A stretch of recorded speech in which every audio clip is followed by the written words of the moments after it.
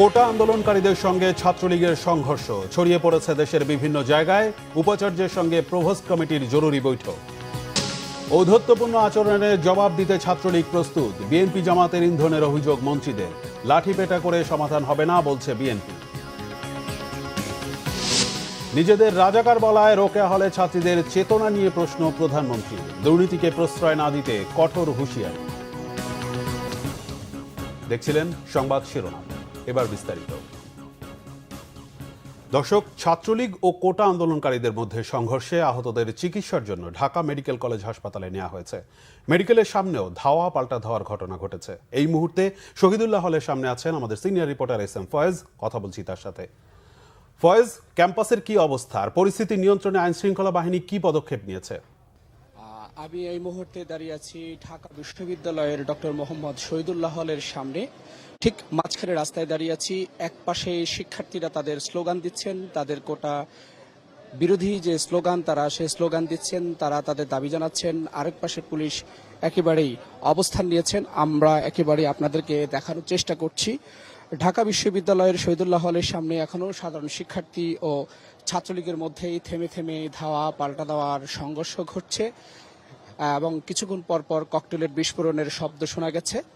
Police কিছুক্ষণের মধ্যেই যখন ঢাকা বিশ্ববিদ্যালয়ের ডক্টর মোহাম্মদ শহীদুল্লাহ হলের সামনে এসে উপস্থিত হন, তাদের প্রস্তুতি নেন, তখনই আসলে এই ধাওয়া পাল্টা দেওয়া সেটি কিছুটা থেমে গেছে। তবে পরিস্থিতি এখনো থমথেমে রয়েছে।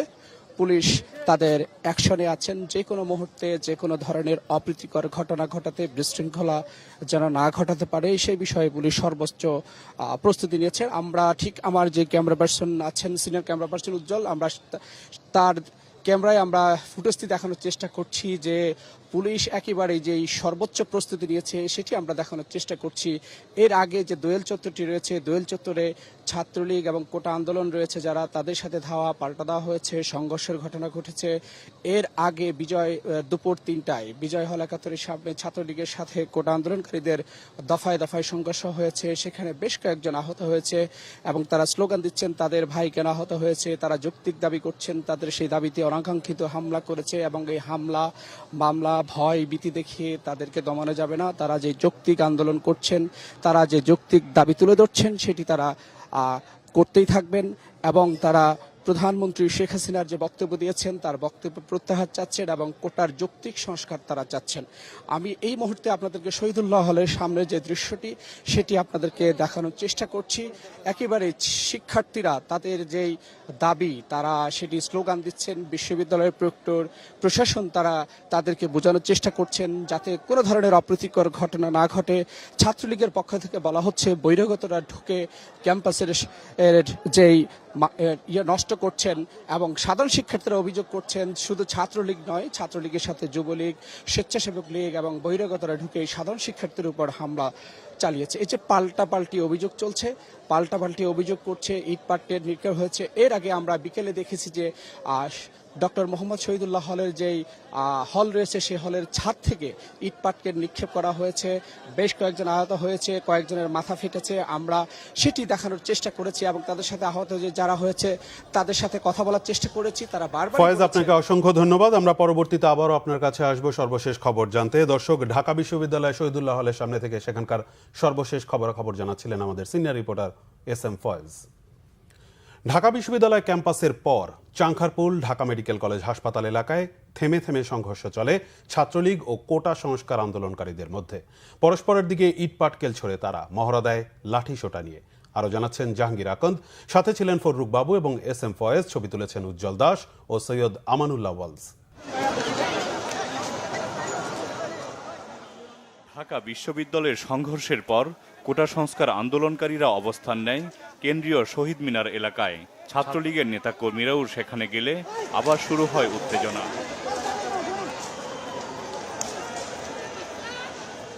কিছুক্ষণ পর দুপক্ষের সংঘর্ষ। এক পর্যায়ে সংঘর্ষ ছড়িয়ে পড়ে চানখারপুল সহ ঢাকা মেডিকেল কলেজ হাসপাতাল এলাকায়।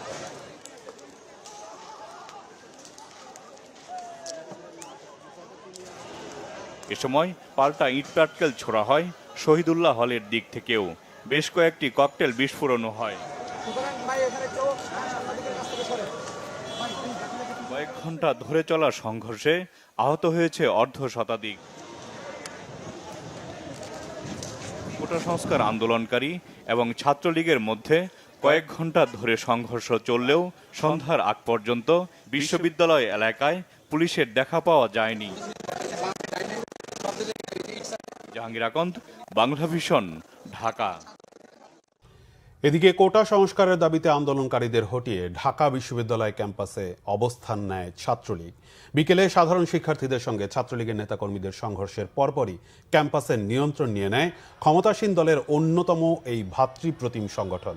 বিশ্ববিদ্যালয়ের টিএসসি সংলগ্ন রাজু ভাস্কর্য এলাকা থেকে উপাচার্যের বাসভবন, ভিসি চত্বর পর্যন্ত দখলে নেয় ছাত্রলীগ। ছাত্রলীগের ঢাকা মহানগর উত্তর ও দক্ষিণের নেতাকর্মীরা ঢাকা বিশ্ববিদ্যালয় এলাকায় খণ্ড খণ্ড মিছিল নিয়ে প্রবেশ করেন। যোগ দেন ঢাকা কলেজ সহ ছাত্রলীগের আরও ইউনিটের নেতাকর্মীরা। ক্যাম্পাসের বেশ কিছু সড়ক প্রদক্ষিণ করে ছাত্রলীগের নেতাকর্মীরা রাজু ভাস্কর্যের সামনে অবস্থান নেন। এই মুহূর্তে ঢাকা বিশ্ববিদ্যালয় ক্যাম্পাসে থমথমে পরিস্থিতি বিরাজ করছে। দেশের সচেতন তরুণ সমাজ ঢাকা বিশ্ববিদ্যালয়কে রক্ষায় এগিয়ে এসেছে। এই মুহূর্তে ঢাকা বিশ্ববিদ্যালয়কে রাজাকারের হাত থেকে রক্ষা করতে হবে। আমাদের কাছে এখন পর্যন্ত সাধারণ শিক্ষার্থী এবং ছাত্রলীগ কর্মী মিলে 25 জন আহত হওয়ার খবর এসেছে, কিন্তু আরও জানি না কি অবস্থা, কারণ আমরা তো শিক্ষার্থীদের হামলার উদ্দেশ্যে আমরা নামিনি। আমরা শিক্ষার্থীদেরকে যদি বাধা প্রয়োগ করতাম তাহলে তো আরও আগেই বাধা প্রয়োগ করতে পারতাম, আমরা তো তা করিনি। কিন্তু যখন দেখছে যে ছাত্রলীগ বাধা প্রয়োগ করছে না, তখনই তারা চিন্তা করছে যে এটা ছাত্রলীগের গায়ের উপরে পড়তে হবে। হলে হলে ঢুকে শিবিরের ক্যাডারদেরকে নিয়ে, চিহ্নিত ক্যাডার, ছাত্রদলের চিহ্নিত ক্যাডারদেরকে নিয়ে হলে হলে ঢুকে ছাত্রলীগের কর্মী এবং সাধারণ শিক্ষার্থীদের উপর হামলা করেছে। এই হামলা করার মানে তারা এটাকে, এই আন্দোলনকে অন্য খাতে ব্যবহৃত করে আমাদের সাধারণ শিক্ষার্থীদের আবেগকে কাজে লাগিয়ে তারা সরকার বিরোধী আন্দোলন করার চেষ্টা করছে। তবে যারা সাধারণ শিক্ষার্থীদের গায়ে হাত দিয়েছে তাদের খবর আছে, আমরা বলি। দর্শক, ঢাকা বিশ্ববিদ্যালয়ের উপাচার্যের বাসভবনের সামনে আছেন সহকর্মী ফররুক বাবু। সরাসরি কথা বলবো তার সাথে। বাবু, হল প্রবেশদের সাথে বিশ্ববিদ্যালয়ের উপাচার্যের বৈঠকের সর্বশেষ কি খবর আছে আপনার কাছে, আর ক্যাম্পাসের এখনকার পরিস্থিতি কেমন দেখছেন?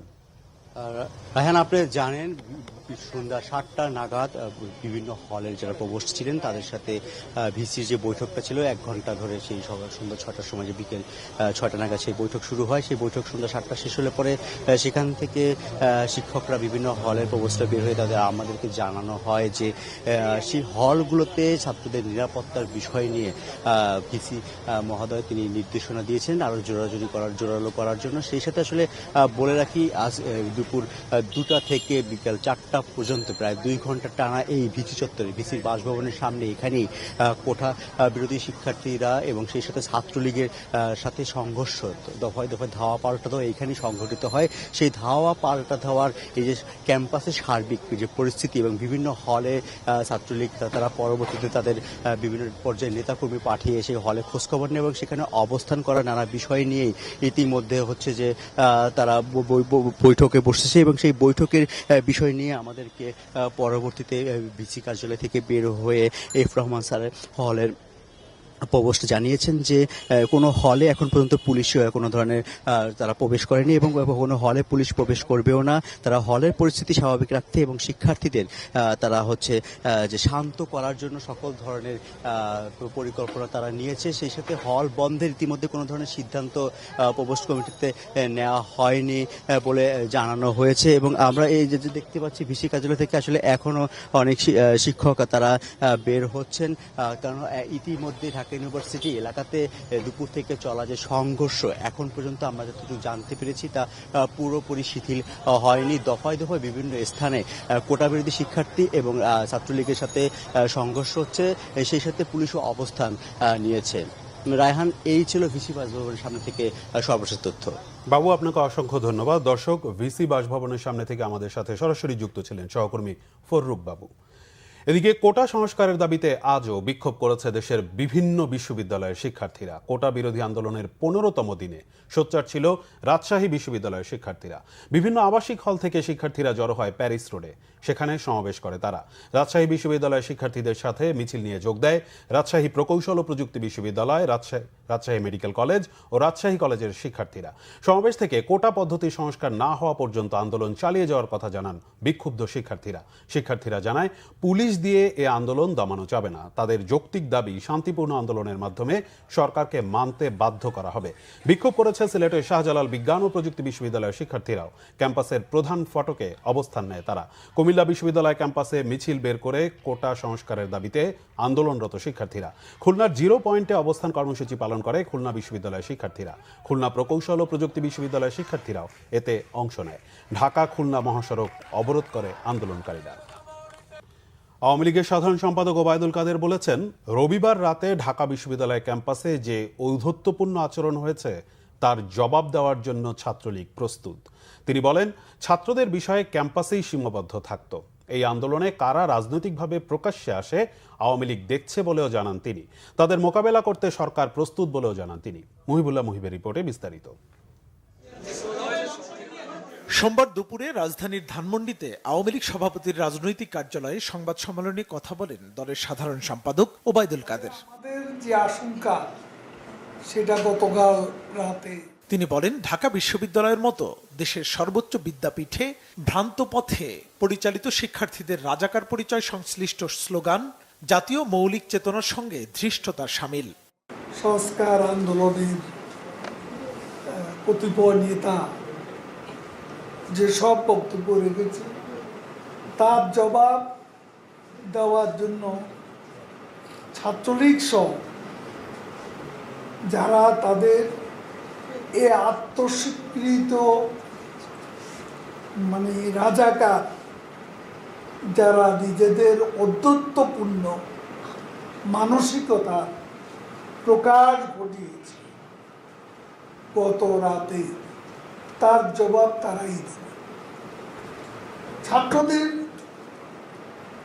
বিষয় ক্যাম্পাসের মধ্যে সীমিত থাকে।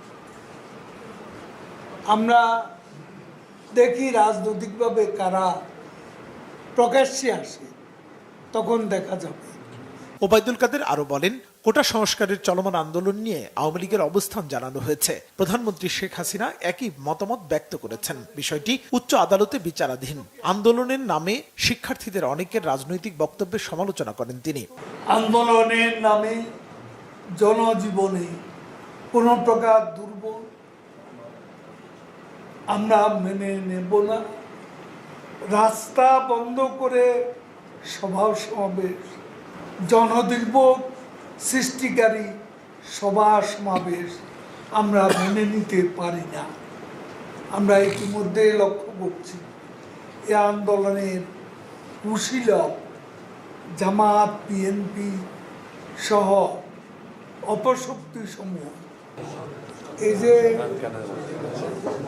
রাজাকারের চেতনার যারা পক্ষে, চেতনা যারা রাজাকারের চেতনা যারা ধারণ করে তারাও রাজাকার। কোটা সংস্কার আন্দোলনের শিক্ষার্থীরা সরকার বিরোধী আন্দোলনই করছে বলেও মন্তব্য করেন ওবায়দুল কাদের। কিভাবে নিজেদের রাজাকার। মুহিবুল্লাহ মুহিব, বাংলা ভিশন, ঢাকা।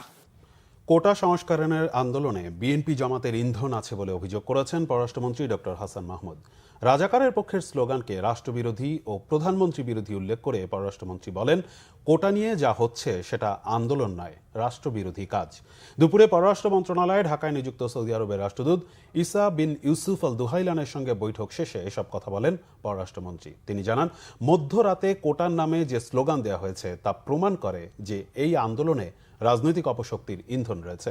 মন্ত্রী জানান, সরকার এখন অনেক বেশি শক্তিশালী, কোনোভাবেই দেশে অস্থিতিশীল কোনো কর্মকাণ্ড করতে দেয়া হবে না। শিক্ষার্থীদের সেন্টিমেন্ট নিয়ে কেউ যাতে সুবিধা দিতে না পারে সেই ব্যাপারে সরকার সজাগ রয়েছে। কোটা আন্দোলনের মধ্যে রাজনৈতিক অপশক্তি ঢুকেছে, বিএনপি জামাত সহ যারা দেশকে অস্থিতিশীল করতে চায় তারা ঢুকেছে, এবং তাদের প্ল্যান্টেড কিছু মানুষ সেখানে নেতৃত্ব দিচ্ছে। আমরা যে বলেছিলাম সেটি কালকে তারা স্পষ্ট করেছে। এতে প্রমাণিত হয় এটি কোটা বিরোধী আন্দোলন নয়, এটি রাষ্ট্রবিরোধী, সরকার বিরোধী আন্দোলনের রূপ দেওয়ার জন্য চেষ্টা করা হচ্ছে। আমরা দেশকে কখনো অস্থিতিশীল করতে দিব না। আমাদের সরকার অনেক শক্তিশালী সরকার। আমরা কোনো রাজনৈতিক অপশক্তিকে, কোমলমতি শিক্ষার্থীদের সেন্টিমেন্ট নিয়ে খেলা করে দেশকে অস্থিতিশীল করতে দিব। কোটা সংস্কারের দাবিতে চলা আন্দোলন লাঠিপেটা করে সমাধান হবে না বলছে বিএনপি।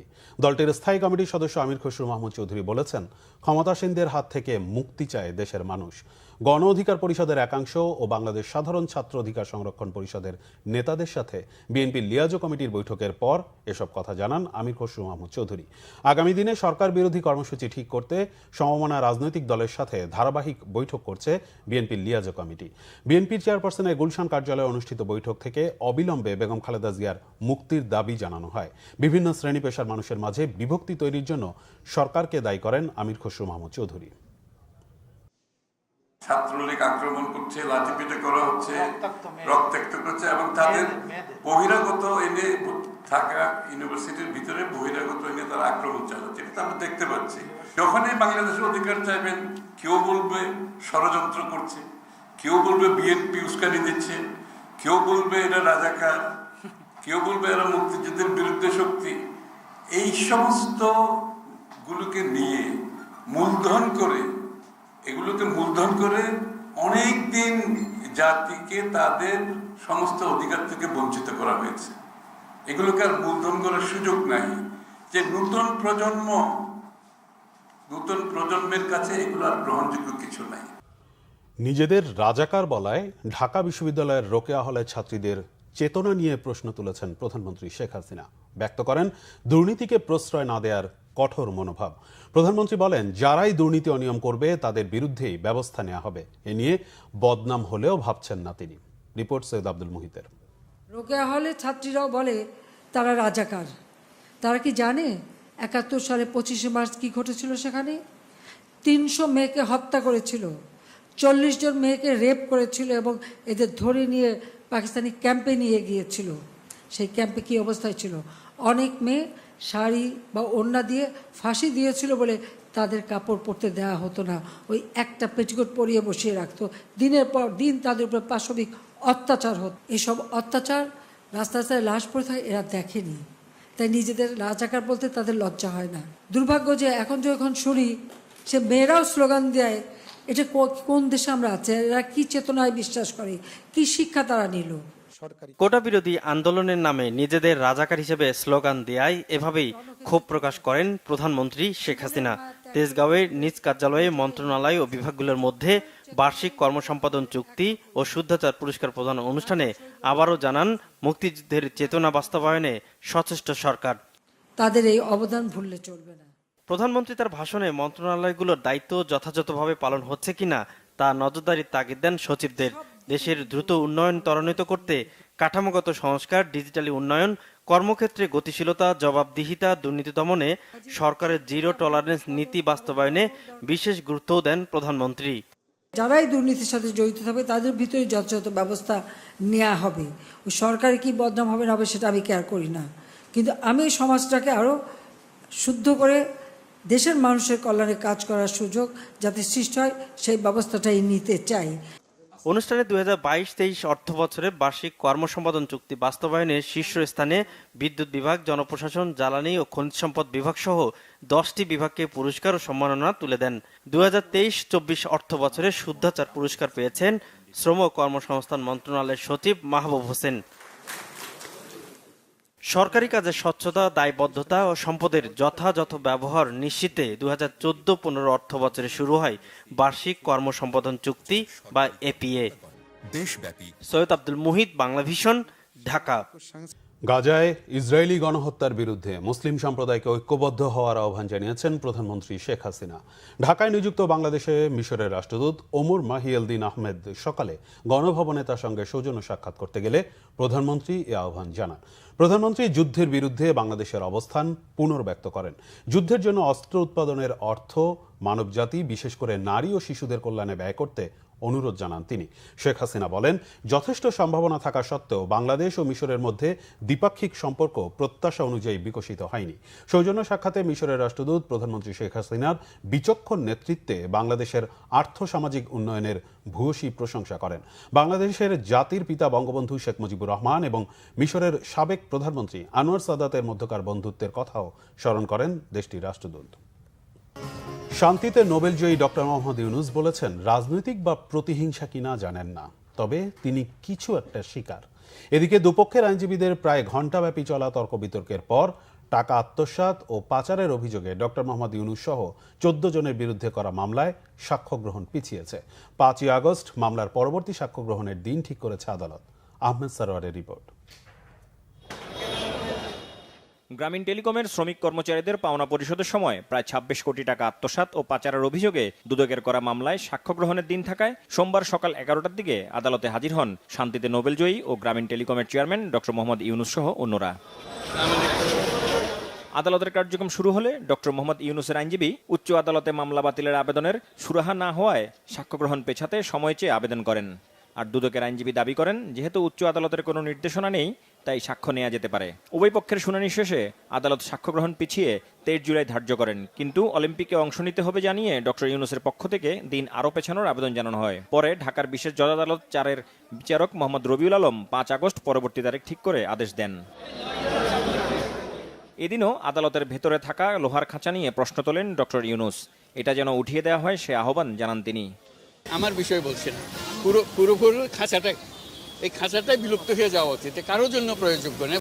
এটা আদালতে রাখা মানেই হলো আমি তোমাকে অপমান করার জন্য এখানে বসছি, সেটার জন্য নিশ্চিত এটা বিচারের জন্য এসছে, অপমান করার জন্য তা আসলে। হিংসার শিকার হচ্ছেন বা রাজনৈতিক শিকার হচ্ছেন, কিছু একটা শিকার তো হচ্ছে তো বটেই, এটা তো পরিষ্কার। এটা প্রতিহিংসা বলেন, হিংসা বলেন, বিদ্বেষ বলেন, সবকিছু মিলিয়ে। ডক্টর ইউনূসের আইনজীবী দাবি করেন, অলিম্পিকের উদ্বোধনী অনুষ্ঠানে থাকতে হবে বলার পরও আদালত সময় দিতে চায়নি। বারবার যে ডেট দেওয়া তাতে মনে হচ্ছে prosecution is appointed by the government. তাহলে দেখা যাচ্ছে যে আদালত সরকারের নির্দেশটাই বেশি শুনতেছে, এইটার মাধ্যমে একটা হয়রানি করা হচ্ছে। পরবর্তী ডেট দিয়েছেন আগামী 5 তারিখ, 5-8 তারিখ, অথচ ওনার অলিম্পিকের ডেট আছেন 14ই আগস্ট পর্যন্ত। একটা দেশের গর্ব, সারা পৃথিবীর মানুষ বিশ্ব অলিম্পিকের উদ্বোধন করার জন্য বাংলাদেশের একজন মানুষকে নিতে চায়, এটাও বন্ধ করে দিতে চায় যে তিনি যেন সেখানে যেতে না পারে। এদিকে দুদকের আইনজীবী দাবি করেন, কোনো তাড়াহুড়া করছেন না তারা। তা আমরা বলেছি, হুজুর আমাদের তো সাক্ষী নিয়ে এসেছি, উচ্চতর আদালত থেকে কোনো স্টে অর্ডার নেই, সুতরাং মামলার কার্যক্রম চলতে পারে। এই কারণে আমরা ওর নামকে যে এই কথা বলেছি। উভয় পক্ষের শুনানি হয়েছে, মাননীয় আদালত একটি তারিখ ধার্য করেছিলেন, সেই তারিখে 23 তারিখ তিনি বলেছিলেন যে সেই তারিখে আমি সাক্ষী করব। পরবর্তীতে এটা তারিখ পরিবর্তন করে তারা আবেদন করেছেন, অলিম্পিকে যাবেন বিভিন্ন রকম। তো মাননীয় আদালত বলেছেন তিনি না থাকলেও তো মামলা কার্যক্রম পরিচালনা করা যায়, আইনে আছে। দুর্নীতি ও পাচারের অভিযোগে করা মামলায় অভিযোগ গঠন বাতিল চেয়ে হাইকোর্টে আবেদন করেন ডক্টর মোহাম্মদ ইউনূস। সে আবেদনের উপর শুনানি শেষ হয়েছে, 21 জুলাই আদেশ দেবে হাইকোর্ট। আহমেদ সারোয়ার, বাংলা ভিশন, ঢাকা। উল্টো রথযাত্রার মধ্য দিয়ে শেষ হল সনাতন ধর্মাবলম্বীদের অন্যতম ধর্মীয় উৎসব জগন্নাথ দেবের রথযাত্রা। দুপুরে ঢাকেশ্বরী জাতীয় মন্দির থেকে শুরু হয়ে বর্ণিল সাজে সজ্জিত 3টি বিশাল রথের যাত্রা স্বামীবাগের ইস্কন মন্দিরে গিয়ে শেষ হয়। এ সময় ভক্তরা নেচে গেয়ে এবং রশি টেনে ভগবান জগন্নাথের কাছে সবার জন্য মঙ্গল কামনা করেন। আরও জানাচ্ছেন মামুন আবদুল্লাহ, ক্যামেরায় ছিলেন ইসমাইল হোসেন। 9 দিন পর নিজ বাড়িতে ফিরছে ভগবান জগন্নাথ, তাই ভক্তদের উল্লাসটা একটু বেশি। বর্ণিল সাজে সজ্জিত 3টি বিশাল রথে জগন্নাথ দেব, সুভদ্রা ও বলরামের প্রতিকৃতি নিয়ে বের হয় রথযাত্রা। শোভাযাত্রাটি ঢাকেশ্বরী থেকে পলাশী কেন্দ্রীয় শহীদ মিনার, দোয়েল চত্বর হয়ে রওনা হয় স্বামীবাগের ইস্কন মন্দিরের উদ্দেশ্যে। ভক্তরা উৎসবমুখর পরিবেশে অংশ নেয় রথযাত্রায়। বছরের একটা উৎসব রথযাত্রা, তাতে আমরা আনন্দ করতে আসছি। মেয়েদেরকে নিয়ে ছেলেদেরকে নিয়ে আসি রথ দেখতে। যদি ভগবান চায় তাহলে পড়ালেখা ভালোই হবে, আমি চেষ্টা করব পড়ালেখা ভালো করে করার জন্য। আমাদের এই জগতে আর দুঃখ কষ্ট ভোগ করতে না হয়, তাই আজকের দিনে সকল জগতের নাথ যিনি জগন্নাথ, তো উনি সকলকেই কৃপা করার জন্য, এই জন্ম মৃত্যু থেকে মুক্ত করার জন্য আমাদের মানে এই রাজপথে উনি কি করেছে, নেমেছে। এখানে আমি জগন্নাথের রথ টানতে আসছি তার জন্য। উল্টো রথযাত্রার দিনেই জগন্নাথের রথ ফিরে আসে নিজ ঘরে। রথের দড়িতে তাই হাত দিয়ে পাপ মোচন করেন বহু ভক্ত। আমরা অপেক্ষা করতেছি রথের দড়ির জন্য, এখন ওটা আসলে আমরা ওইটা ধরে টান দিব, তাহলে আমাদের পাপ মোচন হবে। সবাই ভালো থাকুক, দেশের মঙ্গল হোক, ভালো হোক, অশান্তি দূর হোক, এটাই চাওয়া। দেশের শান্তি আসুক, সবাই সুস্থ থাকুক, এইটাই আমরা চাই। উল্টো রথের মাধ্যমেই 7 দিনব্যাপী রথযাত্রার উৎসবের সমাপ্তি ঘটে। মামুন আবদুল্লাহ, বাংলা ভিশন, ঢাকা। সংবাদ শেষ করব শিরোনামগুলো আরেকবার জানিয়ে। কোটা আন্দোলনকারীদের সঙ্গে ছাত্রলীগের সংঘর্ষ ছড়িয়ে পড়েছে দেশের বিভিন্ন জায়গায়। উপাচার্যের সঙ্গে প্রভোস্ট কমিটির জরুরি বৈঠক। ঔদ্ধত্যপূর্ণ আচরণের জবাব দিতে ছাত্রলীগ প্রস্তুত। বিএনপি জামাতের ইন্ধনের অভিযোগ মন্ত্রীদের।